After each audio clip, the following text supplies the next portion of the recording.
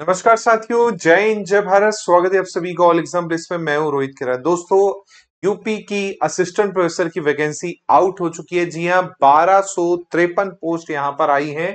मेरे पीछे आप देख पाएंगे। आज से आप इसमें आवेदन कर सकते हैं और 6 अक्टूबर तक जो है आप इसमें आवेदन कर सकते हैं। कितनी पोस्ट है, क्या सिलेबस है, सब हम यहाँ पर डिटेल में देखेंगे। सबसे पहले एडवर्टाइजमेंट नंबर देख लीजिए। आज की डेट है 4 सितंबर, ठीक है। और assistant professor for government degree college GDC की आप देखेंगे असिस्टेंट प्रोफेसर की पोस्ट है ये। इसमें क्या क्या मेंशन है नोटिफिकेशन में हम पूरा डिटेल में जानेंगे, और कितनी वैकेंसी यहाँ पर दे रखी है, कौन कौन यहाँ पर भर सकता है, सब हम इस नोटिफिकेशन में डिटेल में पढ़ेंगे। चलिए, तो स्टार्ट करते हैं इस नोटिफिकेशन को। जो जो मेन इंपॉर्टेंट चीजें हैं वो इस नोटिफिकेशन में आपको हम देखने वाले हैं। चलिए, अब जैसे यहाँ पर आप देखेंगे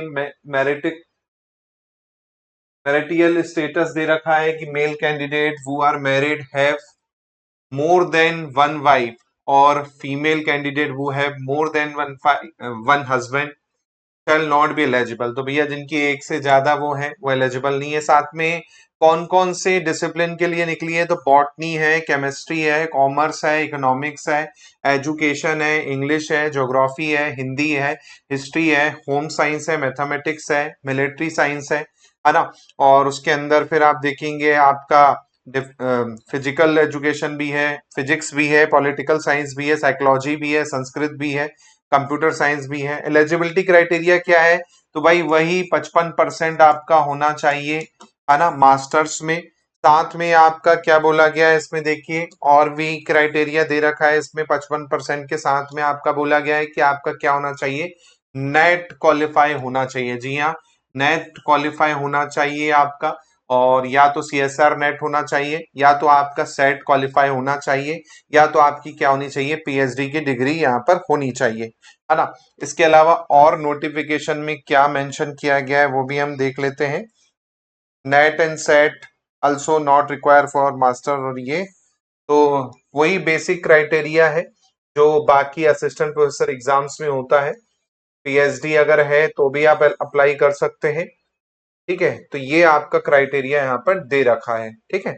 इसके अलावा यहाँ पर और क्या दिया है नोटिफिकेशन में, और यहाँ पर आपका सब्जेक्ट दे रखा है ना, समकक्ष सब्जेक्ट, है ना, वो दे रखा है। जैसे हिंदी में अप्लाई करना चाहते हैं तो भाई भाषा विज्ञान अगर आपका है तो अप्लाई कर सकते हैं। अंग्रेजी में भाषा विज्ञान अप्लाइड अंग्रेजी है, कर सकते हैं आप इसमें, है ना। संगीत का आपको वो दे रखा है। इतिहास में अगर आपका आधुनिक इतिहास में है, या मध्यकालीन इतिहास में है, प्राचीन इतिहास में, या पुरातत्व में है तो अप्लाई कर सकते हैं।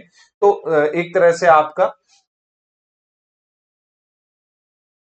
सब्जेक्ट का यहाँ पर और मेंशन कर रखा है। पोस्ट कितनी है, एज रिलैक्सेशन क्या है वो भी हम देख लेते हैं। चलिए, तो एज का यहाँ पर दे रखा है मिनिमम 21 साल, 21 साल से 40 वर्ष की उम्र में आपको क्या है, अप्लाई कर सकते हो। डेट ऑफ दे रखी है यहाँ पर, और एज रिलैक्सेशन यहाँ पर दे रखा है कि नहीं, जो यूपी से बिलोंग करते हैं कैटेगरी वाले उन्हें ही यहाँ पर क्या है, एज रिलैक्सेशन जो है यहाँ पर दे रखा है, ठीक है। बाकी के लिए 21 से 40 है।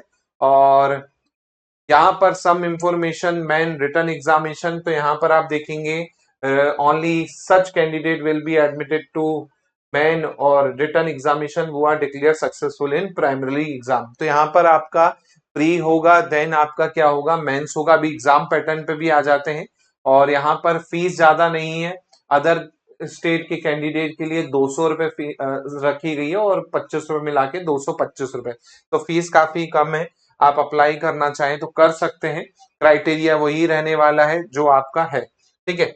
और इसमें क्या दे रखा है, सिलेबस क्या है, सब हम इसमें देखेंगे। नोटिफिकेशन में पूरा डिटेल में आपको दे रखा है, और कैसे एग्जाम होगा, पैटर्न क्या है, वो सब आपको इस नोटिफिकेशन में देखने को मिल जाएगा। चलिए, तो ये आ गया आपका एग्जाम पैटर्न, यहाँ पर देखेंगे, है ना। तो पहले आपका क्या होगा, प्राइमरी परीक्षा होगी, प्रीलिम्स होगा। प्रीलिम्स जो होगा वो आपका ऑब्जेक्टिव होगा, जिसमें आपके क्या होंगे, 120 प्रश्न होने वाले हैं, जिसमें समान अध्ययन के 30 प्रश्न होंगे, और विषय के आपके 90 प्रश्न होने वाले हैं।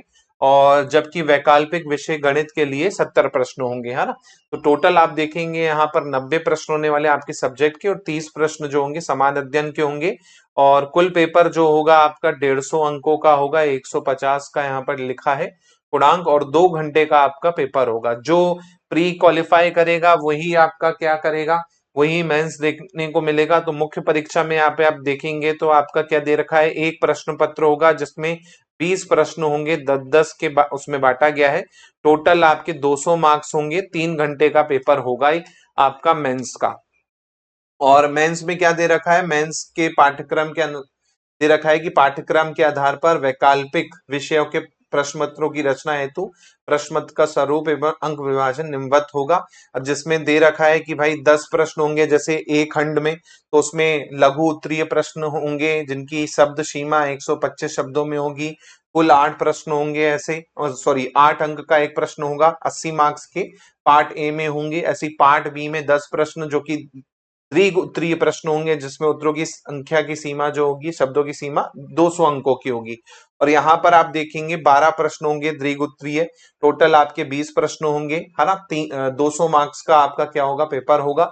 और 25 मार्क्स यहाँ पर केवल देख रहे हैं आपको इंटरव्यू के दे रखे हैं, केवल आपके 25 मार्क्स जो होंगे इंटरव्यू के होंगे। अब देखो क्या आएगा, तो जनरल स्टडी में सब कुछ आ गया दोस्तों, है ना।